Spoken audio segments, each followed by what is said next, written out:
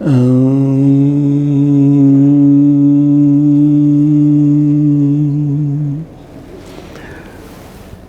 भारती को प्रणाम करते हुए आप सभी लोगों के ईश गुरु माता पिता को प्रणाम करता हूँ। और यहाँ जो उपस्थित बच्चे हैं उनको विशेष रूप से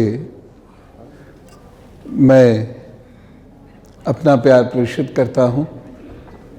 मंच पर उपस्थित सभी विद्वजनों को मैं प्रणाम करता हूँ और आप सब लोगों को मेरी राम राम। हमारे समृद्ध मंच पे जो लोग हैं वो बहुत सक्षम लोग हैं, विद्वान लोग हैं और विषय के बारे में वो बहुत जागृत हैं और उनका सभी का बहुत गहन अध्ययन है, न केवल पुस्तकों से बल्कि स्वयं उन्होंने क्षेत्रों में इस बात को महसूस किया है जो आज की बातचीत का विषय है। मेरा बहुत लंबा समय इस देवभूमि में बीता है और मैं अपनी आध्यात्मिक उन्नति जो थोड़ी बहुत कर पाया हूँ उसका श्रेय देवभूमि को देता हूँ और इसे मैं अपना दूसरा घर मानता हूँ। आज हम छोटी छोटी कुछ बातें करेंगे। यद्यपि 5 मिनट में श्री सुरेंद्र भाई साहब जी ने बड़ा अच्छा विषय बांध दिया और हमारी माननीय अध्यक्षा जी ने उस विषय का बड़ा सुंदर विस्तार किया और एक बहुत बड़ी चुनौती की तरफ उन्होंने इशारा किया। मैं इतिहास से थोड़ा सा चलना चाहता हूँ और इसमें बहुत सारे प्रश्न भी उठते हैं। हम जिस स्थान पर रहते हैं वहाँ का इतिहास हमें अवश्य पता होना चाहिए क्योंकि वर्तमान की समस्याएं सामान्यतः इतिहास में छुपी हुई होती हैं। 2010 का वो इतिहास, वो भीषण त्रासदी उत्तरकाशी की मेरी आंखों के सामने हुई थी। मैं उस वक्त यूपी टूरिज्म का जो माउंटेनियरिंग कॉलेज था, नेहरू इंस्टीट्यूट ऑफ माउंटेनियरिंग के बगल में, पद्मश्री चंद्र प्रभातवाल जी उसकी डायरेक्टर थी, मैं उस वक्त वहीं था। तो मैंने उस होटल का टूटना देखा था और जो बोल्डर्स नदी में गिरे थे जिसकी वजह से भगीरथी में बाढ़ भी आई थी, उसका टूटना, उसमें डायनामाइट लगाकर तोड़ना, ये सब मैंने खुद देखा था। और तभी से मैंने अपना एक मत बनाया कि देवभूमि को देवताओं और उसके लोगों के हवाले ही कर दीजिए। देवभूमि पर यदि कहते हुए अच्छा तो नहीं लगता, लेकिन दैत्यात्मक प्रवृत्तियां आ जाएंगी तो विनाश होगा, क्योंकि जैसे अभी अध्यक्ष महोदय ने कहा इसको भगवान भी पसंद नहीं करेंगे। वहीं से मेरा मत विकास की ओर से थोड़ा सा जो उसकी ट्रेडिशनल डेफिनेशन थी उससे हटने लगा। उसके बारे में मैं चर्चा करता हूं, लेकिन पहले बच्चों ये बताओ इसको देवभूमि क्यों कहा जाता है? बच्चे पार्टी क्विज। हम लोग अक्सर कहते हैं ना देवभूमि, अक्सर आप पढ़ते भी होंगे सब बैनर पोस्टर्स पे। देवभूमि से कब से कहा गया पता है? ऋग्वेद काल से। ऋग्वेद काल में, ऋग्वेद में इस स्थान का नाम देवभूमि। ये न उत्तराखंड था उस वक्त, न उत्तरांचल था। इसे उस समय देवभूमि ही कहा जाता था और इसका प्राचीन नाम देवभूमि ही है। देवभूमि की कुछ नदियों का इसमें वर्णन है और उसमें यमुनोत्री, यमुना नदी का वर्णन है 3 बार और गंगा नदी का वर्णन मात्र 1 बार आता है, क्योंकि उस वक्त में जो गंगा नदी बनती है उसका वर्णन कम है, उसमें उसका दूसरा नाम है। तो यह है देवभूमि का इतिहास जिसका वर्णन ऋग्वेद में है। वर्णन ऋग्वेद में है, देवभूमि उससे भी पूर्व है। वेद लिखित ज्ञान के रूप में या श्रवण ज्ञान के रूप में हमारे पास आया है, लेकिन ऐसा नहीं है कि संस्कृति का उदय उससे हुआ। संस्कृति उससे भी पूर्व है। ठीक है, यहां से हम चलते हैं। 22 वर्ष हो गए, 9 नवंबर 2000 को यह अलग राज्य बना था और काशीपुर तिराहे पर जो कुछ हुआ था वो मैंने स्वयं देखा था और मैं नमन करता हूं यहाँ के लोगों के बलिदान को। यद्यपि यह अलग पर्वतीय राज्य की मांग 1932 से उठनी शुरू हुई थी, 1948 में भी नेहरू जी सम्मत थे कि पर्वतीय राज होना चाहिए, लेकिन बाद में कुछ स्थितियां अलग सी हुई, इसे यूनाइटेड प्रोविंस में लाया गया और उसके बाद फिर इसे उत्तर प्रदेश में लाया गया। लेकिन मैदानी सोच अलग किस्म की होती है, पर्वतीय सोच अलग किस्म की होती है, क्योंकि पर्वत अलग किस्म के हैं, वहाँ के भूगोल अलग किस्म का है, वहाँ की जियो स्ट्रेटेजी अलग किस्म की होती है। इसलिए दोनों सोचों के भेद के कारण इस क्षेत्र का विकास बहुत अधिक नहीं हो पाया। इसलिए यहाँ के सभी लोगों ने ये उम्मीद की कि एक पर्वतीय क्षेत्र अलग हो, जहाँ पर्वत को चलाने वाली मानसिकता से ही लोग आएं और वह यहाँ पर कार्य करें। ऐत्रेय उपनिषद पर आते हैं। ऐत्रेय उपनिषद में इसी ही क्षेत्र को उत्तर कुरुक्षेत्र कहा गया। कुरुक्षेत्र 2 भागों में बटा हुआ है, उत्तर कुरुक्षेत्र, दक्षिण कुरुक्षेत्र। और जो आज चुशूल तक का एरिया है, जो चीन के इख्तियार में है, कैलाश, चुशूल, ये सारा एरिया, ये मूलतः हमारा इलाका है।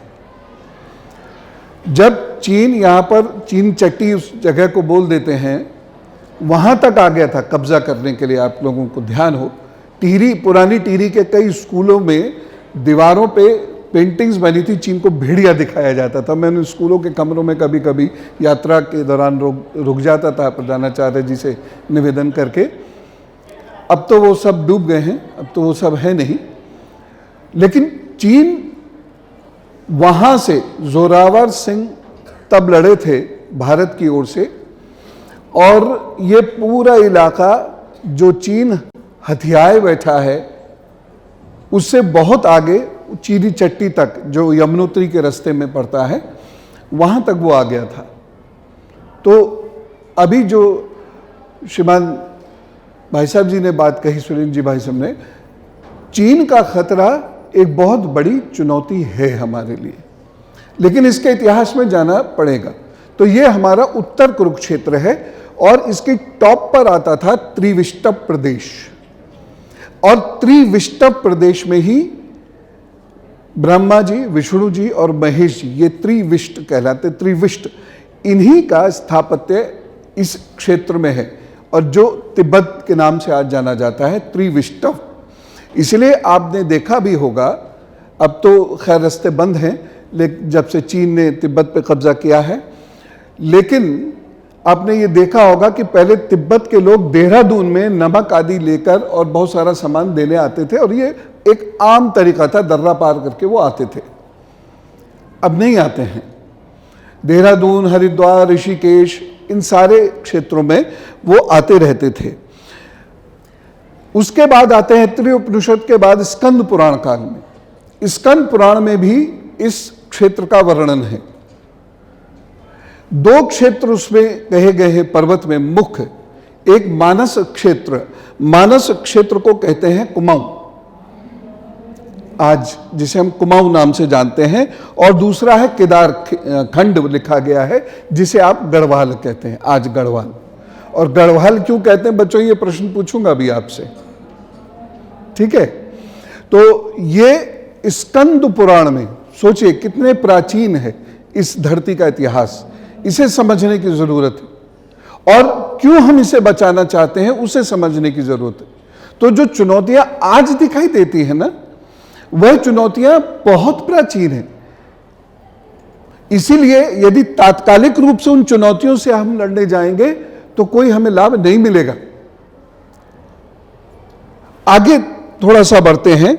फिर इसे ब्रह्मपुर कहा गया। ब्रह्मपुर नाम से यह बहुत प्रसिद्ध था, तब इसकी राजधानी हरिद्वार हुई थी। ह्वेंसांग ने सायुकी नाम का एक ग्रंथ लिखा है और उसमें हरिद्वार का वर्णन भी किया है। हिमांचल इसको मिला बुद्धिस्ट काल में। ये हिमांचल नाम जो इसको मिला ये बुद्धिस्ट काल में मिला, और तब इसकी जो सीमाएं हैं बहुत ऊपर तक जा रही थी, जहां अभी रुक जाते हैं K2 वगैरह पहाड़ियों पे, उससे भी आगे थी, बियॉन्ड थी, क्योंकि तब इस तरीके के राज्य नहीं थे। उसके बाद बद्रिका आश्रम का वर्णन हर जगह मिलेगा आपको। बद्रिका आश्रम इतनी पुराना स्थान है, इतना पुराना स्थान है, और ये मठ है। यहां 2 बड़े मठ हैं। मठ का मतलब जहां पर आधिकारिक शिक्षाएं होती थी। हमारी जो आश्रम पद्धति है, आश्रम मूलतः शिक्षा का केंद्र है। देवालय उस वक्त नहीं हुआ करते थे। तो बद्रिका क्षेत्र और दूसरा कण्व क्षेत्र जो कोटद्वार के पास है, जहां पर अभिज्ञान शकुंतलम लिखा गया, और यहीं पर राजा दुष्यंत की संतान भरत का जन्म होता है शकुंतला मैया से। तो ये 2 ऐसे बड़े क्षेत्र हैं जहां पर विज्ञान की धरोहर है, जहां पर साहित्य की धरोहर है, जहां पर अध्यात्म की धरोहर है। यह कोई साधारण क्षेत्र नहीं है। उत्तराखंड जो हम देखते हैं, ये पूरे विश्व को अपना ज्ञान दे चुका है, मैं कह रहा हूं। ये इतना समृद्ध है, इतना समृद्ध क्षेत्र है। इसके इतिहास में थोड़ा सा और आगे चलेंगे, भगवान विष्णु जी से भी जुड़ा हुआ है, कूर्म अवतार से। तो कूर्म आंचल को ही आज कुमाऊं नाम से कहा गया है। यहां पर इसकी जो प्राचीनता है उसके बारे में यद्यपि अभी शोध चल रहे हैं, लेकिन हड़प्पा काल से पूर्व की गुफाएं भी अल्मोड़ा क्षेत्र में है। यहां पर मैं चित्र देखता हूं स्वामी विवेकानंद जी का। वो इस इलाके को क्यों पसंद करते हैं? यहां पर कुछ बहुत स्पेशल एरियाज हैं, उसकी मैं अभी चर्चा नहीं करूंगा, सिर्फ एरियाज बता दूंगा। एक तपोवन है शीर्षपाला हिस्सा जो है, दूसरा जो छुपा हुआ रहता है ज्ञानगंज, और तीसरा कौसर देवी मंदिर, चौथा करकटेश्वर नाथ जी का मंदिर जो नैनीताल के पास है, बद्रिका आश्रम, केदारनाथ आश्रम, आदिगुरु शंकराचार्य जहां गए थे, केदारनाथ अभी वहां कितना सुंदर मंदिर है, तो केदार मंदिर और कांडवा आश्रम। ये यहां पर कुछ विशिष्ट चैनल्स हैं, यहां की ऊर्जाएं ही अलग हैं। यहां की जो मैग्नेटिक फील्ड है बच्चों, जो चुंबकीय क्षेत्र है, वो अलग किस्म का है। इसलिए इन स्थानों में लोग, हमें जैसा सामान्यता कहता है कि ऋषि जो आते थे वह ठंड की वजह से साधना करने आते थे। बिल्कुल गलत। ठंड में भी साधनाएं नहीं होती हैं। पहले तो प्रतीक्षित होना पड़ता है, उसके बाद ठंड में साधना करनी पड़ेगी आपको, उसमें ही बहुत वक्त निकल जाता है। वो ठंड की वजह से नहीं, वो इन स्पेशल एनर्जी फील्ड्स की वजह से आते थे। अब कोई 20 साल 25 साल पहले नासा ने भी इसको महसूस किया और उसने इस पर रिसर्च पेपर्स निकाले, जिसमें कौसर देवी मंदिर का तो विशेष रूप से महत्व है। वहाँ स्वामी विवेकानंद जी ने तपस्या भी की थी। तो इस क्षेत्र में वो क्षेत्र हैं जहां की मैग्नेटिक फील्ड ही अलग है, जहां पर आपकी सोच बदल जाएगी और आप बहुत तेजी से, जो आपकी प्राणवायु है उधर गति से चलनी शुरू हो जाती है। आप वहां बैठ जाइए शांति से, घर बार संसार भूलकर 15 मिनट बैठ जाइए, उसके बाद वो क्षेत्र आपको उठने नहीं देगा। वहां का टोटल जो सिस्टम है वो धरती के सिस्टम से डिफरेंट है। इसलिए यहां पर चिंतन करने लोग आते थे। इसलिए ये अध्यात्म की भूमि, योग की भूमि तो ये बहुत बाद में बनी है, ये इसलिए अध्यात्म की भूमि बनी। और यहां पर जिस प्रकार का योग था वो शरीर का योग नहीं था, मानसिक योग था, जिसे अंतरंग योग कहते हैं। बाह्य योग तो हिरण्य ऋषि का था। पातंजल कृत योग वह मानसिक योग है, शरीर का और इंद्रियों का मिला जुला विज्ञान है। लेकिन आज योग का व्यायाम का जो अर्थ बन गया है वो गलत है, उस पर चर्चा नहीं करेंगे क्योंकि वह विषय से अलग हो जाएगा। लेकिन ये पूरा क्षेत्र उस योग, यानी जहां एक ऐसा क्षेत्र जहां हमारा मन सीधे ईश्वर से जुड़ सकता है, ये वो क्षेत्र है।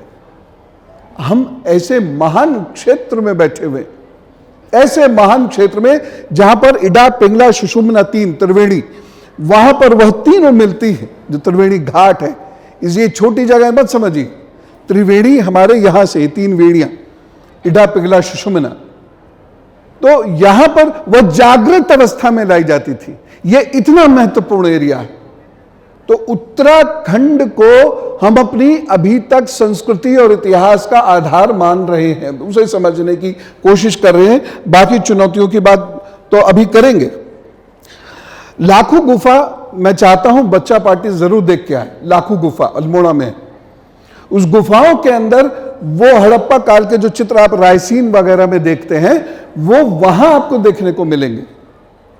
उसका बहुत ज्यादा प्रचार प्रसार नहीं हुआ, लेकिन इसकी प्राचीनता को समझो बच्चों। हजारों साल पहले जब मानव इस होमोसेपियन स्टेट में था भी नहीं, उससे पूर्व में वो गुफाएं वहां पर उन चित्रों के संकेत दे रही हैं। लाखों गुफा होके आना आप लोग, अब की बार जाएं। एक थाप गुफा है वहां पर भी आप जाइएगा जरूर। इतने इतने महान क्षेत्र के बालक हो आप लोग, वहां जरूर जाना। चमोली में गोरखा गुफा है, अब उसका नाम गोरखा गुफा है। चमोली में गोरफा और मलारी दो गुफाएं हैं। जब मौका मिले देख के आना। आपको, आप जिस क्षेत्र में रहते हैं, इसकी प्राचीनता की समझ हो जाएगी। थोड़ा कठिन है वहां का रास्ता, और उसमें जाना, उसमें ऑक्सीजन लेवल भी थोड़ा सा कम हो जाता है, लेकिन फिर भी आप जाइएगा। बच्चे तो जा ही सकते हैं, युवा लोग तो जा ही सकते हैं, देख के आइएगा, तब समझ में आएगा कि भारत क्या है। क्योंकि भारत की शुरुआत दो मुख्य प्रदेशों से होती है। एक सिंधु देश हड़प्पा काल से भी पूर्व था, और दूसरा ये प्रदेश त्रिविष्टप, और इसके नीचे। इसलिए यहां बहुत बार आपको एक ही स्थान पर डिफरेंट रॉक्स मिलेंगी। कुछ तो यहां पर ऐसी रॉक्स मिलेंगी कैलाश के पास जो समुद्र में होती है, तो इसका कनेक्शन उस समुद्र से है। और इसके बारे में एक बहुत डिटेल्ड रिपोर्ट वाडिया इंस्टीट्यूट ने और हिमालयन इंस्टीट्यूट ने, जो देहरादून में है, प्रकाशित की थी। आप वहां जाकर उसको पढ़ सकते हैं। तो वहां पर वो वाली रॉक्स मिलना, सेडिमेंट्री रॉक्स मिलना, अब समझिए कि कहां से कहां कनेक्शन जा रहा है। और इसीलिए मैं कहता हूं ईश्वर है, और ईश्वर है तो वो दिखता भी है। हम क्वालिफाइड नहीं हो पाते उसे देखने के लिए। वो तो यहीं कहीं टहल रहे हैं, यहीं पर राम जी है, यहीं पर कृष्ण जी है। वह तो मन से भी तेज गति से कहीं भी विचरण कर रहे हैं, हम उन्हें नहीं देख पा रहे हैं। ये हमारी नाकाबिलियत है।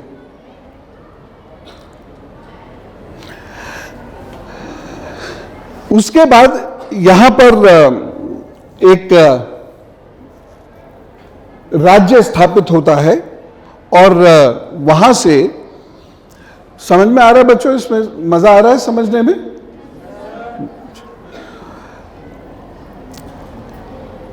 तो यहां पर एक राज्य की स्थापना होती है, कुगिंद वंश उसको कहते हैं।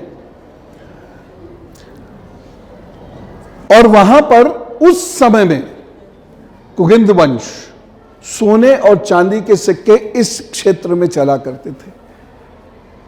सोचिए कितना समृद्ध क्षेत्र था ये कुगिंद वंश। पेपर सेट हो अगर उत्तराखंड का, तो पीसीएस में तो सर करवा ही सकते हैं, और स्कूल कॉलेज में पहले सर प्रयास कर सकते हैं। तो ये आना चाहिए, आपको पता होना चाहिए। सोने चांदी के ढले हुए सिक्के, इससे नीचे तो बात ही नहीं करते थे। चांदी भी मतलब साधारण चीज, सोना ठीक ठीक। ऐसा समृद्ध क्षेत्र था। सोने की खान अभी यहां नहीं मिली है। इसका मतलब इतने कैपेबल थे हम कि सोना चांदी बाहर से लाकर उसको सिक्के के रूप में कुगिन वंश में हम ढाल सकते थे। कुगिन वंश के बाद यहां पर शक आते हैं और उन्होंने ये सूर्य मंदिर बनाए, जैसे कोणार्क में है ना सूर्य मंदिर, उन्होंने ये सूर्य मंदिर बनाया है। और एक बहुत उच्च कोटि का सन टेम्पल आप लोगों को जरूर देखना चाहिए अल्मोड़ा में। अल्मोड़ा में देखते ही, उस सूर्य को देखते ही अब आपको घड़ी की जरूरत नहीं रहती।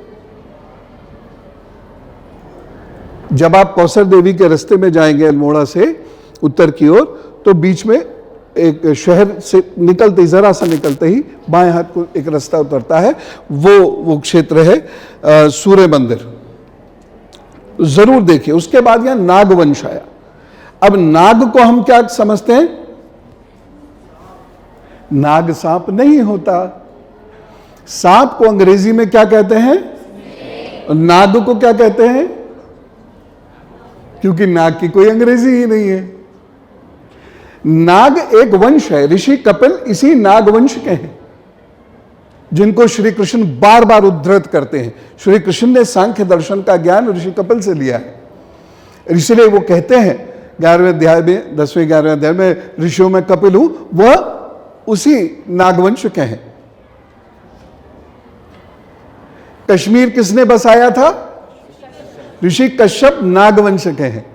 तो यहां नागवंशों का शासन रहा है इस क्षेत्र में। यह वंश है, यह जानवर नहीं है। और कोई इच्छाधारी नहीं होता, इस चक्कर मत पड़ना कभी, कहीं किसी दिन सांप बन जाओ रात में। तो नाग एक वंश है और इन लोगों ने यहां के विकास के लिए बहुत काम किया, लेकिन ये थोड़े समय रहे। उसके बाद हर्षवर्धन का शासन आया यहां, और हर्षवर्धन के शासन काल में यहां का जबरदस्त विकास हुआ, जिस विकास के लिए आज हम लोग दिल्ली मुंबई भागते हैं, वह तो यहां था। तो हमें नया कुछ नहीं करना है, रिवाइव करना है, पुनर्जागरण करना है। जो था उसे फिर से लेके आना है, नया कुछ नहीं करने जा रहे हैं, आवश्यकता ही नहीं है। हर्षवर्धन का काल 7वीं शताब्दी, उस समय में यह है। और इसका वर्णन जो है सियूकी में हेमसेंग ने भी किया, वो तो और पहले का है, उसने भी और उस वक्त वो हरिद्वार को क्या कहता है, कोई बता सकता है? मोयूली। उसने जो चीन में आज भी हरिद्वार को मोयोली नाम से ही जानते हैं, मोयोली। सियूकी उसमें उसका जो ग्रंथ है उसमें उसका नाम उसने लिखा है। और पोलीहिल्मा पुलो इस पूरे पर्वतीय क्षेत्र को वेंगसांग ने लिखा है, सोयूकी में उसकी पुस्तक का नाम है। तो आप समझने की कोशिश कीजिए कि यहां का एक भी व्यक्ति साधारण नहीं है, असाधारण है। मैं कंकर शंकर की बात बिल्कुल नहीं करूंगा, क्योंकि कंकर पे हम चलते हैं, शंकर पे थोड़ी चलते हैं, वो तो एक राइम मिलाई गई है। मैं बात कर रहा हूं यहां के हर व्यक्ति की, वो असाधारण रूप से उच्चतम लोगों का वंशज है। कोई भी व्यक्ति जो यहां बैठा हुआ है, मैं भी इसमें अपने आप को गिन रहा हूं।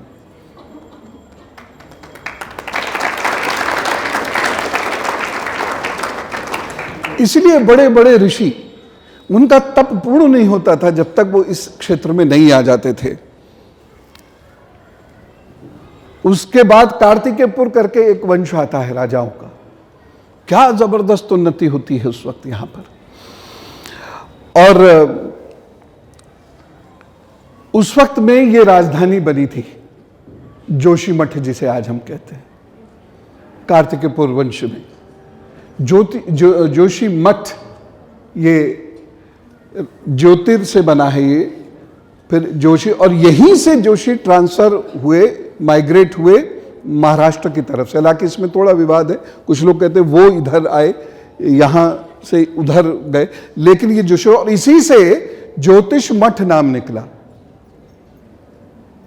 ज्योतिष मठ। फिर धीरे धीरे ये जोशी मठ हो गया। तो शब्द ज्योतिष जो है वो भी यही की देन है। वेद की आंख कहा गया है ज्योतिष को। इतनी महत्वपूर्ण जगह।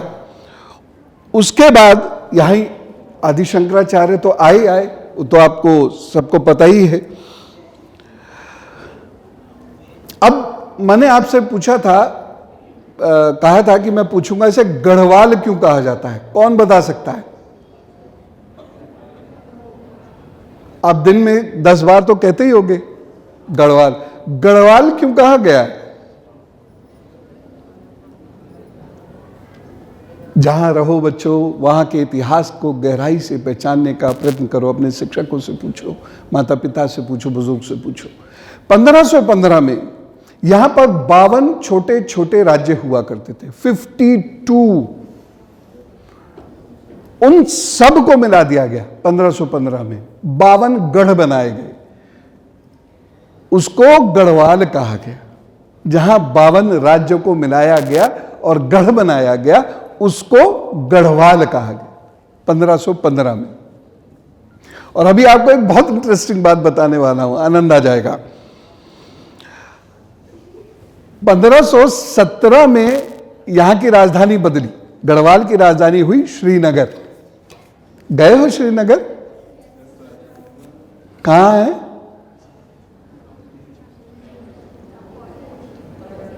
हैं? बोलो बोलो, बोला करो, चाहे गलत बोलो, बोलो। कॉन्फिडेंस कम नहीं होना चाहिए, बात कैसी भी हो। Very good. मैं समझा ना कोई कश्मीर ना समझ रहा हो। उत्तराखंड वाला श्रीनगर यूनिवर्सिटी। तो और उसके बाद वहां पर आते हैं एक शासक बालभद्र जी। बालभद्र जी का जो शासन है लोधी वंश के समय का है। और जो यहां पर शाह लोग होते हैं ना, शाह लिखते हैं अपने नाम के आगे, लोधी ने बालभद्र जी को शाह की उपाधि दी थी। और उसके बाद ये बालभद्र शाह लिखने लगे और उनके वंशज आज भी हैं। गढ़वाल में भी है, कुमाऊं में तो बहुत ज्यादा है, शाह लिखने लगे। तो ये सब उनके वंशज हैं। 1896 में यहां समस्याएं प्रारंभ हुई। क्या समस्या आई? तैमूर लंग आया। हरिद्वार में युद्ध होता है, भयंकर युद्ध हुआ, लेकिन बालभद्र जी वह शासन नहीं बचा सके। और उसके बाद जब वो नहीं रहे तो उनके पुत्र सिंहासन पर बैठते हैं और वहीं से थोड़ी सी समस्याएं शुरू हो जाती हैं। इतने बीच में एक चंद राजवंश चला। चंद राजवंश का राज चिन्ह गौमाता है। आज इस देश ने गौमाता को भुलाकर न जाने किस परिस्थिति में शेर को हमारा राष्ट्रीय पशु घोषित किया, पता नहीं। लेकिन कई राज्यों में, यहीं के साथ गुजरात के भी बहुत सारे राज्य थे। एक गुजराती राजा यहां भी आए थे, कनकपाल नाम है उनका। तो उन्होंने भी यहां पर मिलके फिर यहीं के हो गए वो, और उन्होंने लंबा शासन किया। तो उस वक्त में राज चिन्ह जो यहां का था वो गौमाता थी। सिक्कों पर गौमाता आती थी। वो गाय माता की ब्रीड विलुप्त हो रही है और वो पर्यावरण के लिए बहुत आवश्यक है। लेकिन बिजनेस रीजंस की वजह से वो विलुप्ति की ओर बढ़ रही है। मैं माननीय दीदी से निवेदन करूंगा कि ये बात कहीं ऐसी जगह रख दें वो, क्योंकि उनकी बात काटी नहीं जा सकती। हम लोगों को तो लाइन बनाकर वहाँ जाना पड़ेगा। दीदी एक बार में भी कह देंगे तो वो हो जाए। उनके लिए कुछ बाड़ों की व्यवस्था इस प्रकार से हो जाए कि वो सड़क से उठाकर वहाँ पहुँचा दी जाए। उस ब्रीड का रहना पर्यावरण के लिए आवश्यक है। बाकी भी ठीक है, पलनी चाहिए, मैं मना नहीं करता। साहिवाल भी पलें, लाल भी पलें, सब पलें, लेकिन उनको बचाना, उनका संरक्षण इस क्षेत्र के लिए आवश्यक है। और उनका दूध बहुत गाढ़ा होता है, तो उसमें जब हम पानी मिलाते हैं तो लगभग उतना ही बैठता है, वो व्यापारिक रूप से भी कम नहीं है। उसके बाद क्या हुआ 1936 में, मैं बहुत लंबी हिस्ट्री नहीं बता रहा, मजा आ रहा है मुझे बताने में, सुनने वालों की हालत मुझे दिखाई दे रही है। 1936 में रानी कर्णावती आती है, रानी देहरादून की, दून घाटी की, उस वक्त देहरादून नहीं है, दून घाटी, डेढ़वाल की रानी कर्णावती। सबने नाम सुना है उनका, बच्चा पार्टी, गुड। रानी कर्णावती के समय में एक खास चीज बता रहा हूं, इस राज्य की बड़ी जबरदस्त उन्नति हुई, अद्भुत महिला थी। लेकिन एक बड़ी गजब की बात थी, एक सेनापति था नवजात खान, उसने हमला किया। इतनी बहादुर स्त्री थी, पहाड़ की स्त्रियां बहुत बहादुर होती हैं, ताली बजाओ सब, पहाड़ की स्त्री होती है। और मैंने इतनी कर्मठता देखी है, सुबह उठ जाएंगी, पशुओं को चारा आदि देंगी, उसके बाद बच्चों और बाकी लोगों को खाना कह देते हैं, तो वो भी चारा ही ना। उसके बाद फिर जंगल जाएंगी, लकड़ी लेके आएंगी, चूल्हा जलाएंगी, सब कुछ करेंगे, और शाम को नशा भी झेलती है वो। उसके बाद भी पेड़ों का जो संरक्षण देखते हैं, 66-67% तो पेड़ जो है ये स्त्रियों के द्वारा पोषित है। और जो सबसे पहले चिपको आंदोलन है, ये एक स्त्री का आंदोलन है। तो ऐसा अद्भुत यहां पर स्त्री समाज रहा है। तो रानी कर्णावती ने मुगलों को बंदी बना लिया। मतलब आप सोचिए, सब जगह जीत रहे थे, यहां हारे, उन्हें हराकर बंदी बनाया, और बंदी बनाकर उनकी नाक काट ली, और तब से वो नकटा ही कहलाता। ये नकटा, तब से वो आगे का हिस्सा सबका कटा हुआ था, ये वाला नाक काट ली, इसलिए उन्हें नाक काटी भी बोलते हैं कभी कभी, रानी कर्णावती को। इसके बाद थोड़ा सा डिटोरिएशन शुरू होता है। 1790 में गोरखा हमला हुआ, हार गए वो। उसके बाद फिर यहाँ भूकंप आया, भूकंप और अकाल के समय उन्होंने फिर हमला किया, तब वो जीते। और 1814 में सुदर्शन शाह जी, जो बाल भद्र जी के वंशज थे, इन्होंने हेस्टिंग से एक ट्रीटी की कि आप गोरखाओं को यहां से निकालो। उन्होंने उसके बदले में पैसा मांगा, उन्होंने लड़ाई लड़ी, हेस्टिंग ने गोरखाओं को हराया, लेकिन सुदर्शन जी उनको पैसा नहीं दे पाए, उतना पैसा नहीं था जितना वो मांग रहे। उनकी मांग बढ़ गई होगी, अंग्रेज बड़े बदमाश थे। उसके बाद उसने पूरा ये जो सिस्टम था, पूरा पहाड़ का सिस्टम, ये ब्रिटिश क्वीन के अंडर में ला दिया। उसने फिर इस एरिया को खाली नहीं किया। वहीं से यहाँ जो परिस्थिति आज हम देखते हैं, एनवायरनमेंट जो आज हम देखते हैं, वहाँ से डिटोरिएट होना शुरू हुआ। अंग्रेज़ जहाँ जहाँ गए, इन्हें लकड़ियाँ चाहिए थी, और इन्होंने लकड़ियों के लिए पूरे सिस्टम को समाप्त कर दिया। यहाँ भी किया, दक्षिण में साल के लिए कर दिया। जो रिजर्व इन्होंने बनाए, वहाँ से मनुष्यों को निकलवाया। जो ट्राइब्स हैं, अरे आदिवासी तो जंगल के ओरिजिनल पीपल हैं, उनको निकलवाया उन्होंने। क्यों? क्योंकि वो पेड़ नहीं काटने देते थे। तो उन्होंने कहा पशु तो यही रहेंगे, ये तो इनके लिए रिजर्व है, लेकिन आदमी लोग यहां नहीं रहेंगे। दुर्भाग्य से हम उस कानून को आज भी ढो रहे हैं। हम अगर वहां पर ट्राइबल कम्युनिटी को रहने दें तो जंगल का नाश नहीं होगा, विकास होगा, और कई तरीके से होगा।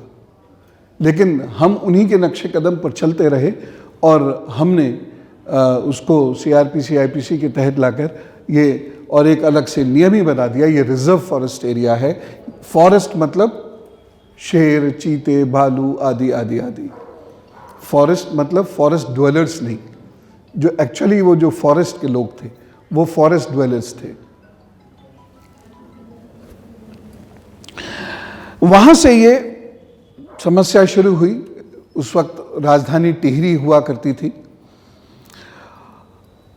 अब मैं चुनौतियों की बात करता हूँ, ये इतिहास है, और जो मैंने यहाँ के एनवायरनमेंट के बारे में आपको बताया, ये 1814 से डिटोरिएशन शुरू होता है। उसके बाद बहुत सारे ऐसे वृक्ष यहाँ लगाने का प्रयत्न किया गया जो मूलतः यहाँ के नहीं थे, इसलिए वो उतने पुष्पित पल्लवित नहीं हो पाए। यहाँ की जो चीज़ थी, मूल जड़ियाँ बूटियाँ, वो मटियामेट कर दी गई। और यदि हम फिर से यहाँ पर जड़ी बूटियों पे आ जाएं, तो इस क्षेत्र की जो इनकम है ना, ये जो यहाँ पे GSDP है, ये लगभग 1.25 लाख रुपए है साल का। भारत के औसत से ज़्यादा है, लेकिन ये पैसा जाता कहाँ है ये समझ में नहीं आ रहा। 74-75 हज़ार रुपये, लगभग 75 हज़ार रुपये भारत की औसत है, जबकि यहाँ पे 1 लाख रुपए से अधिक है। लेकिन अगर हम जड़ी बूटियों पे आ जाएं तो इसका कम से कम 5 गुना धन अर्जन अधिक हो सकता है, क्योंकि वो गमलों में भी हो सकती है। वो छोटी सी 1 बीघे यानी आपके 80 मुट्ठी के आसपास की जगह में भी खूब अच्छे से हो सकती है, या 5 नाली 6 नाली में एक व्यक्ति रईसी के साथ जी सकता है। जड़ी बूटियों की इतनी कीमत है बाहर।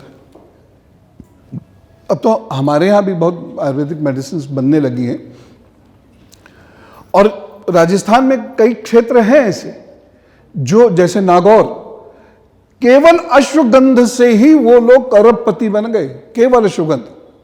जर्मनी में उसकी बड़ी खपत है। तो वो जड़ी बूटियों की तरफ हमें यहाँ लौटना होगा। ये जड़ी बूटियाँ गांव में होंगी, और गांव में अगर ये जड़ी बूटियाँ हुई और वहीं से उनकी बिकवाली का इंतजाम हो गया, तो ये क्षेत्र बहुत पैसा ही नहीं प्राप्त करेगा, यहाँ के लोगों का पलायन रुक जाएगा केवल इतना सा करने से। और ये बहुत कठिन नहीं है। यहाँ पर रिसर्च इंस्टीट्यूट्स हैं जो जड़ी बूटियों पे काम कर रहे हैं, बस उन्हें घर घर में, और बच्चे भी उगा सकते हैं। अश्वगंध आप अपने घर में उगा सकते हैं, हरिद्रा आप अपने घर में उगा सकते हैं, गमलों में लगा सकते हैं। तो विकास की रूपरेखा को समझकर करना होता है। हर जगह एक सा विकास नहीं हो सकता। जब भी करने की कोशिश करेंगे तो दिक्कत होगी। आप प्रयाग में स्टीमर चला सकते हैं, आप बनारस में स्टीमर चला सकते हैं, यहां कैसे चलाएंगे? यहां तो राफ्टिंग बोट ही चलेगी, स्टीमर नहीं चल सकता। हर जगह की अपनी एक अलग इकोलॉजी होती है, और उसी के अनुसार किए जाने वाला कार्य विकास कहलाता है। उसके अनुसार यदि वो नहीं है तो वो विनाश करेगा, ये तय है। हम अगर देखें 1976 से, अगर पर्यावरण की बात करते हैं तो 1976 से यहां संकेत देने लग गए थे लोग। मिश्रा कमेटी की रिपोर्ट आई थी, और मैं ये आपको बताना चाहता हूं कि जो मैंने देखा उस अनुभव के आधार पर, केवल जोशीमठ ही नहीं है। हमने उत्तरकाशी, केदारनाथ, इन घटनाओं को, या पहाड़ों में जो रिफ्ट पड़ी हुई है उनको हमने देखा नहीं, भुला दिया है। और इसका भी वर्णन डॉक्टर रवि जी की रिपोर्ट में है। डॉक्टर रवि की भी एक रिपोर्ट आई है, उसमें भी है इसका वर्णन। और जब यहाँ पर माननीय मुख्यमंत्री रमेश पोखरियाल जी हुआ करते थे, तो मुझे सर सेंटर में जयराम रमेश जी थे, उन्होंने एक डॉक्यूमेंट भेजा था। उस पर एक्शन नहीं हुआ, लेकिन अब उस पर किया जा सकता है कार्य। सरकार उत्सुक दिख रही है, तो वो समझने की जरूरत है। नहीं तो ये दरारें ऋषिकेश में भी दिखाई देंगे आपको। मैं इस मंच से आपको ये कह के जा रहा हूं, हमारी धरती बचाने के लिए कोई नहीं आएगा, हमें ही जुटना पड़ेगा। तो पर्यावरण का खतरा केवल जोशीमठ में नहीं है, केदारनाथ में उससे पहले था, उससे बहुत पहले उत्तरकाशी में उससे भी पहले था। सिस्मिक जोन है ये, तपोवन का रास्ता बदल गया भूकंप के बाद, सिस्मिक जोन 5 में है ये। यहां ट्रिमर्स आते रहते हैं, तो बड़ी इंडस्ट्रीज का डेवलपमेंट शिवालिक हिल्स के ऊपर नहीं हो सकता, क्योंकि वहां प्लेन खत्म हो जाता है और वहां पे मोरंग आ जाती है। मोरंग समझते हो, पत्थर के ऊपर मिट्टी की परतें। केदारनाथ मंदिर के पास खुदाई की थी, तो उसमें करीब 20-28 फीट के बाद ही एक काले रंग का द्रव्य मिलना शुरू हुआ। उस पर रिसर्च चल रही है, ये क्या है, ये पेट्रोप्रोडक्ट्स भी हो सकते हैं। और इस केदारनाथ के जो इलाके की घास देखना बच्चों कभी जाकर, मीठी है, इसलिए जानवर नहीं चरते उसको, वहां की घास अलग किस्म की है। इसीलिए हमें परिस्थिति को बहुत गहराई से समझना पड़ेगा, और यह धर्म का आवश्यक अंग है। केवल पूजा करना, दिया बत्ती करना, उपाय करना, चादर चढ़ाना, माला फूल, केवल ये पूजा नहीं है, ये धर्म नहीं है। ये धर्म का बहुत छोटा सा हिस्सा है, जिसे हम त्रिकाल संध्या कह सकते हैं। पर्यावरण रक्षा इस धर्म का भाग है। श्री राम जी ने यहां तप किया इस क्षेत्र में, और श्री राम जी जब बात करते हैं भरत से 100वें सर्ग में रामायण के, और राम राज्य की जब वो संकल्पना देते हैं, जिसे आपको पता होना चाहिए, ऐसा नहीं है राम राज्य एक श्लोक में कह दिया सब सुखी थे सब बढ़िया थे, ऐसा नहीं है, किए गए थे, मेहनत की थी। तो भरत को यह जिम्मेदारी दी जाती है कि तुम पर्यावरण और परिस्थिति पर काम करना, और उन्होंने उसके लिए एक सचिव नियुक्त किया गया था जो पुरोहितों को वन में भेजता था यज्ञ करने के लिए। अब आप समझिए पेड़ कितना जरूरी है। वो संरक्षण फिर से हम आप ला सकते हैं, ऐसा कुछ नहीं है कि वो कोई बहुत बड़ी बात है, लेकिन अगर विदेशी कंपनियां आएंगी तो वो कभी नहीं करेंगी, क्योंकि उन्हें उसकी टीस नहीं है। वो सिर्फ इतना जानते हैं कि 10 साल यहां कुछ नहीं होने वाला है, और 10 साल में हम जितना इन्वेस्ट करते हैं उसका 100 गुना लेकर हम चले जाएंगे। यहाँ का कुछ भी होता रहो, यहाँ के लोगों का कुछ भी होता रहो, उन्हें नहीं मतलब है। हम आपस में एक दूसरे के रिश्तेदार हैं, वो नहीं है हमारे रिश्तेदार, वो सिर्फ हमारा पैसा लेने आए हैं। अपने डॉलर्स या अपनी जो बास्केट ऑफ करेंसीज है उसको एनरिच करने के लिए आए, वो मेरे आपके लिए नहीं आए बच्चों। हमें अलर्ट होना पड़ेगा अपनी चीजों के लिए। पोखरी इतना बड़ा महत्वपूर्ण शब्द है, इसकी रक्षा करने वाले लोगों को पोखरियाल कहा गया। यहां जो ज्यादातर जातियां हैं वो उनके कर्मों के द्वारा ही हैं चिन्हित। तो सोचिए पोखर की कितनी महत्ता थी, और ब्रिटिश पीरियड में 12 से 20 फीट के बीच में पानी निकल जाता था। आज आपको कुआं खोदना पड़ रहा है, वाटर लेवल इतना नीचे जा चुका। कौन सा बहुत समय हुआ है। तो आप ये चेक करें हमेशा कि सड़कों में या घरों में या पुरानी दीवारों में दरार तो नहीं आ रही। चटक आनी अलग बात है, दरार अलग किस्म से आती है, और वो आपको हफ्ते 10 दिन में अचानक दिखेगी, क्योंकि अंदर ही अंदर आ रही होती है। इसीलिए यहां पर टेम्परेरी या वुडन हाउसेस प्रेफर्ड थे, उनको कोई फर्क नहीं पड़ता था। इस जोन में होने के बाद भी वो अक्षुण्ण रहे। लेकिन जितनी हैवी बिल्डिंग बनेगी, कितनी भी आप बना लीजिए हैवी, उसको जितनी हैवी बिल्डिंग बनेगी, जमीन पर लोड डालेगी, मोरंग दबेगा, दरार आएगी, रोकी नहीं जा सकती। तो इस क्षेत्र को बचाना ये हमारे हाथ में है। केवल सरकार का ही काम नहीं है, हमारा भी काम है। सरकार को क्रिटिसाइज करना तो बहुत आसान है, लेकिन एक पेड़ मैं अपने घर में लगा लूं तो वो ज्यादा अच्छा काम है। आलोचना के साथ साथ मुझे मेरा कार्य भी तो करना चाहिए। ग्लेशियर्स पीछे सरक रहे हैं। गोमुख जैसा ग्लेशियर भी लगभग 1.25 किलोमीटर पीछे जा चुका है। बड़ा रिस्की है, और आगे जाकर इसके जो इंपैक्ट्स हैं आप समझ नहीं सकते। पानी इतना कम हो जाएगा। गंगा नदी पर संरक्षण शुरू हुआ है पिछले 8-9 सालों में। इस बात के लिए मैं बधाई भी देता हूं केंद्र सरकार को और राज्य सरकार को भी। लेकिन हालात अभी ऐसे हैं कि 25 साल अगर उसका संरक्षण और इसी गति से नहीं किया गया तो गंगा नदी भी सूखने लग जाएगी। ट्रिब्यूटरीज लानी पड़ेंगी, जैसे उज्जैन में करना पड़ा था। क्षिप्रा नदी जिसमें स्नान होता है मुख्य, उसमें जल नहीं है। बाकी ट्रिब्यूटरीज को जोड़कर उसमें जल उत्पन्न किया गया था। सिंहस्थ कुंभ के समय में था वहां। तो आप ये ना समझे कि जो देवताओं का है वो अक्षुण्ण है। कभी ये देवताओं को कोई मतलब नहीं, वो तो चले गए अपने धाम में हैं और वो बहुत सुखी हैं। अब मनुष्य को ये धाम दे के गए तो ये हमारी जिम्मेदारी है। हर चीज के लिए हम देवताओं और भगवान को दोषी नहीं ठहरा सकते, और ना ही हर चीज के लिए उनसे अपेक्षा हमें करनी चाहिए। हम मनुष्य हैं। श्री राम, श्री कृष्ण और अनेक देवी देवता अपना स्वरूप हमें दे के गए हैं, हमारे अंदर उत्पादन की क्षमता दे के गए, बीज दे के गए, क्षेत्र दे के गए हैं। श्री कृष्ण का अध्याय 13-14 गीता में जो उन्होंने कहा है, तो हम बीज भी हैं, हम क्षेत्र भी हैं, तो सब कुछ तो वो अपने यहां पर दे के गए हैं, फिर हम काम क्यों नहीं कर रहे? आग का खतरा, दिनों दिन जंगलों में जो आग लग रही है, इसे सीरियसली लीजिए। 10 दिन की एक आग पहाड़ की प्रकृति को 10 साल पीछे धकेल देती है। तो ये बड़े सोचने समझने की जरूरत है। एक यहां पे जगह है, अगर मुझे नाम सही याद आ रहा, हदापानी जगह, 2013 में वहां भी क्रैक्स थे।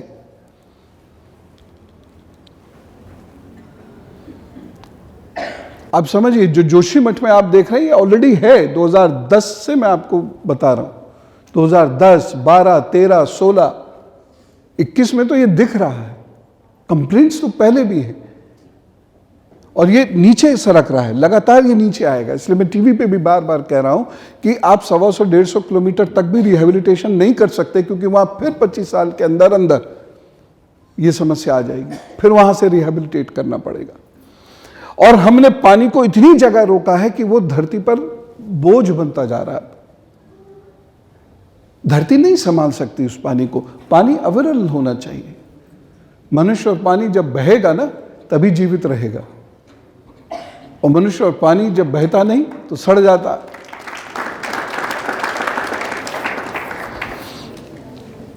तो हमें इसको ध्यान देना है, सबसे पहली चुनौती। और दूसरी चुनौती की मैं बात कर रहा हूं, पलायन। अगर मैं अधिक समय ले रहा हूं तो चुटकी मार दीजिएगा। मैं सोचा मुख्य वक्ता हूं तो जरा ज्यादा बोल लूं। ज्यादा हो गया? पलायन फिक्स्ड और टेम्परेरी रूप से 5 लाख लोग पलायन कर चुके हैं, जिनकी उम्र 26 से 35 के बीच में है। यानी वो पॉपुलेशन जो सबसे सशक्त होती है विकास के लिए, सबसे मजबूत मानसिक शारीरिक स्थिति में होती है, वो पलायन कर रही है। और 1702 गांव बिल्कुल खाली हैं, लेकिन खाली नहीं है, उनमें कोई और आके रह रहा है, और यहीं से सुरक्षा का एक मसला खड़ा होता है। सुरक्षाएं बच्चों 2 प्रकार से होती हैं, आंतरिक और बाह्य। बाह्य खतरे कम होते हैं, बहुत कम होते हैं, क्योंकि वो दिख जाते हैं। आंतरिक खतरे बहुत बड़े होते हैं, और उसकी तैयारी वर्षों से चलती है। 1700 खाली गांव में,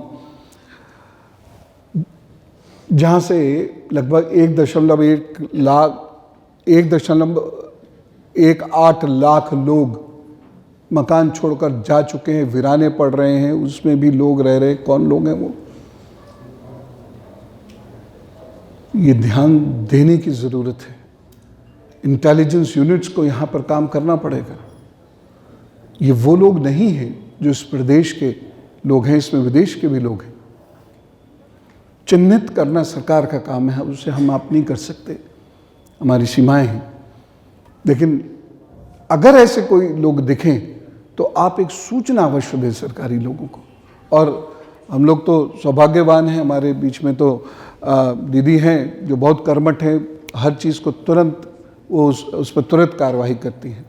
श्री रियाल जी हैं, तुरंत कार्रवाई करने वाले IAS अधिकारियों में से एक। लेकिन खामोश मत बैठना, क्योंकि ये लोग जब आएंगे, और ये पर्टिकुलरली उस इलाके में आ रहे हैं जो चीन बेल्ट है, चीन बी लाइन एंट्री है उत्तराखंड में। उत्तराखंड का मतलब भारत।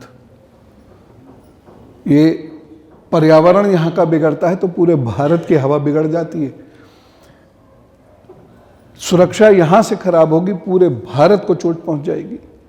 इसलिए हम सब लोगों को मिलकर इस इलाके को अधिक समृद्ध और शक्तिशाली बनाना पड़ेगा। यह हमारा दायित्व है।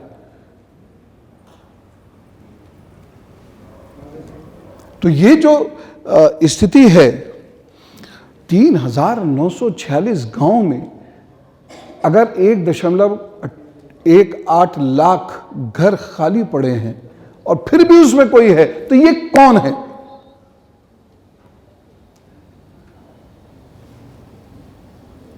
मस्जिद बन जाती है तुरंत, दरगाह का यहां क्या काम। और आप देखिए पर्टिकुलर स्ट्रेटेजिक लोकेशन पे मिलेगी ये चीज आपको। एक सज्जन आए, वो बद्रीनाथ को कह रहे थे ये तो मुसलमानों की धरती है, क्योंकि यहाँ वक्फ कानून है, बड़ा सख्त है और दिमाग से परे है, बुद्धि से परे है। समझना पड़ेगा, कैसे कह दी इतनी बड़ी बात। ऋग्वेद में, इसलिए मैंने आपको कहा इतिहास पढ़ो, ऋग्वेद में जिस चीज का उल्लेख है उसका आज कह रहे हैं। ऋग्वेद के समय में तो ये सब थे भी नहीं, तो सब यहां पर 791 AD के बाद आए हैं। लेकिन ये आपको सतर्क होकर देखना और समझना पड़ेगा कि उन क्षेत्रों में कौन लोग हैं, वो कहां से आए हैं। हमारे अपने लोग हैं, अच्छी बात है, लेकिन अगर वो बांग्लादेश से आए हैं, बहुत खतरनाक बात है, क्योंकि ये आते नहीं हैं, भेजे जाते हैं। जब यहां के लोगों को उन गांवों में रोजगार नहीं मिल रहा, उन्हें कहां से मिल रहा है फिर? सोचने की बात है, बिल्कुल सामान्य। कोई छोटा सा बच्चा भी सोच के बता देगा कि जब उसके दादा दादी को ये घर मकान खाली करना पड़ गया क्योंकि यहाँ खाने के पैसे नहीं हैं, जंगली जानवरों का डर है, आपदाएं आ जाती हैं, कभी भी घर हिल कांप जाता है, वो कैसे आ जाते हैं? फिर उनको पैसा कौन दे रहा? वो कहां काम कर रहे हैं? ये समस्या विकराल ऑलरेडी हो चुकी है, और अगर हमने 5-7 साल और दिए तो स्थिति बहुत खतरनाक होगा। ये जियो स्ट्रेटेजी कहलाती है। इसमें मिसरीज घुस जाते हैं उन रस्तों पर, खास तौर से जिन रस्तों पर आपका मूवमेंट होता है। इसलिए जब माननीय मुख्यमंत्री जी से अभी कुछ समय पहले ही सेना के 2 बड़े अफसर मिले थे, वो ऐसे ही नहीं मिले थे और उन्होंने यहाँ पर स्पेशल बेसिस बनाने के लिए कहा था, वो ऐसे ही नहीं कहा था। लेफ्टिनेंट जनरल रैंक के दोनों अफसर थे। BRO जिस तरीके से अपना काम करना चाहती है, जोशी मठ अगर में प्रॉब्लम हो गई तो बॉर्डर रोड ऑर्गेनाइजेशन को प्रॉब्लम हो जाएगी। अब समझने की कोशिश कीजिए कि ये चीजें इतनी सरल नहीं है।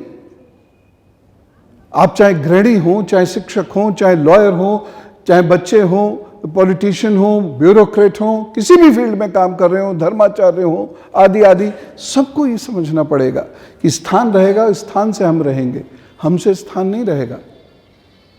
इसलिए हर बच्चे के दिमाग में आज बैठ जाना चाहिए जो मैंने बताया, और अपने मम्मी पापा से ज़रूर डिस्कस करना बच्चों कि ऐसी ऐसी समस्या है। वो हो सकता है ध्यान ना दें, क्योंकि सब लोगों को बस फौरी काम करने की आदत होती है कि भाई रात की रोटी कैसे बनेगी। लेकिन आप अपने दिमाग में बिठाना, और आपका कर्तव्य बनता है कि बाकी लोगों को बताओ, वो सुने ना सुने ये उनकी मर्जी, आपका काम है बताना। पूर्व सैनिकों की यहां मैं एक बात को उद्धृत करना चाहूँगा। पूर्व सैनिक संस्था से एक से मैं जुड़ा हुआ हूँ संरक्षक के तौर पे, राष्ट्रीय सैनिक संस्था, यहाँ भी उसके बहुत सारे सदस्य हैं। तो एक मांग थी कि बॉर्डर वाला जो एरिया है वहाँ पे पूर्व सैनिकों को ज़मीन देकर बसा दें। ऐसे ही नहीं कहा था उन्होंने। उस एज में वो बॉर्डर पे पुनः जाके ऐसे ही नहीं रहना चाहते थे। वो केवल पैसा कमाने के लिए वहाँ नहीं जा रहे थे, इस इलाके की सुरक्षा के लिए आवश्यक था। Soldier is a soldier is a soldier, the same way teacher is a teacher is a teacher. जैसे टीचर्स पूरी उम्र टीचर ही रहते हैं, रिटायरमेंट के बाद भी, ऐसे एक सोल्जर सुपर एन्युएशन के बाद भी सोल्जर ही रहता है। तो ये सारी चीजें हमें देखनी पड़ेंगी, क्योंकि ये एक ऐसा क्षेत्र है जिस पे पूरे देश की सुरक्षा निर्भर करती है। इस वक्त जो नेपाल की यहाँ पर डायरेक्ट एंट्री है, ये चीन से प्रेरित एंट्री है। और जैसे आदरणीय सुरेंद्र जी भाई साहब ने कहा, पाकिस्तान से बड़ा दुश्मन चीन है। उसे क्रिटिसाइज करने में हमें मजा आता है, तो हम उसे खूब क्रिटिसाइज करते हैं पाकिस्तान को, कि लो रोटी नहीं मिली, लो प्याज के लिए लड़ गए। ये चीन बहुत तेज है और 10 पाकिस्तान पालता है। उसकी टेक्नोलॉजी आप उम्मीद ही नहीं कर सकते। क्लाउड्स को संघट्ट करके बर्स्ट कराने की टेक्निक है उसके पास। तो ये सारे वो विषय हैं जो चुनौतियां हैं। ये आपका इतिहास जो मुझसे जितना बताया गया इतने समय में मैंने आपके सामने प्रस्तुत किया। आशा करता हूं कि ये सभी चीज़ें आपके दिमाग में रहेंगी और वर्षों तक आप इस पर शोध और साधना करेंगे और इस क्षेत्र को जीवंत, क्षेत्र जो है ये हमारा जागृत क्षेत्र है, इसे पुनर्स्थापित और बड़े रूप में प्रतिष्ठित करने का प्रयत्न करेंगे। यहाँ पर मैं बहुत धन्यवाद करता हूँ श्री आशीष भाई जी का, प्रवीण जी का, क्रांति जी का, कि उन्होंने मुझे अवसर दिया कि त्रिमूर्ति विद्वान की जो यहाँ पर है मंच पर उपस्थित, और आप सब लोग और विशेष रूप से बच्चे, आप सबके बीच में मैं आ पाया, अपनी बात को रख पाया। तो मंच से लेकर संच तक सभी लोगों का हाथ जोड़कर निवेदन और अभिनंदन।